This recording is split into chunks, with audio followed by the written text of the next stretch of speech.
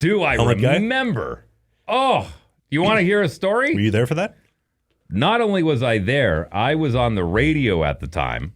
And so I was working with the Jets organization. I was the man in the stands. I was the guy that was like, hey, we're here in section 212. We're giving away luggage to this person right here. If you can answer the question up on the board. Like, I was that guy. And I did it for 10 years. I started with the Manitoba Moose and continued on when the Jets came back.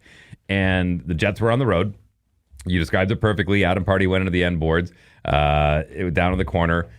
Glass falls back. He ends up with his upper extremity in the crowd area, which happens in professional sports.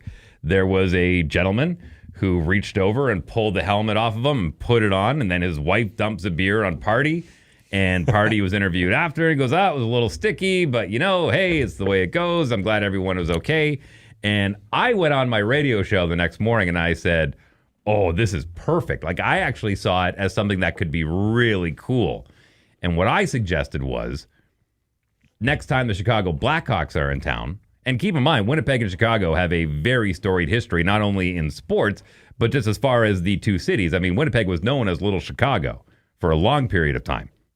And so one thing that the NHL, I think, had been lacking for a long time is having real, outside of the original six, is having really hardcore rivalries. I mean, that's the reason why they reshuffled all the divisions and made them play inside their division more, so they were looking for rivalries, right? And I thought, oh, this is perfect. Like, this is a gift on a platter.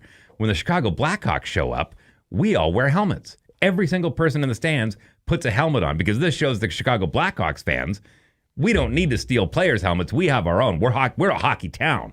We all have helmets sitting in the garage that we can blow the dust off of. We're going to wear helmets to the game. Went on social media, hashtagged it Helmet Party, and I thought, this is great. I thought this was going to be the greatest thing in the world. Next thing I know, I get told to shut this down by my superiors. The gentleman in question who had pulled that helmet off, he was out having a time with his wife and friends, because he was a rather successful business person in Chicago.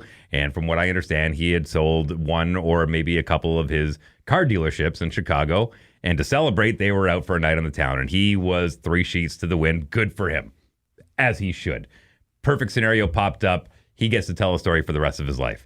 Apparently, he did not like this idea of it being pushed any further than it already was. And I thought to myself, 50 years from now, we could have Chicago Blackhawks fans and Winnipeg Jets fans wearing helmets when they play each other at both barns, not knowing what the original story was, but it just becomes one of those things. Hey, why do people wear helmets when they go to Jets games and Blackhawks games? I don't know, but it's awesome, isn't it? It sure is. Anyways, he wasn't a big fan of it. Called Stan Bowman and said, hey, I need to get a hold of this. Like, I need this to go away. This isn't good for me. This isn't good for business. So eventually it gets to Chipman. Apparently there was a sum of money that was donated to a certain charity. The whole thing got shut down, as at now Canada Life Center was told no helmets will be allowed in the building for security reasons. After I found this out, I was rather disappointed. I was a little butthurt, if you want to call it that. And I went on my radio show the next day and I said, I think it's really unfortunate that the Jets management is more concerned about the Chicago Blackhawks fans than they are about their own. And that was basically the nail in the coffin for my career at the rink, which worked out pretty well anyways, because my wife was pregnant with our second born.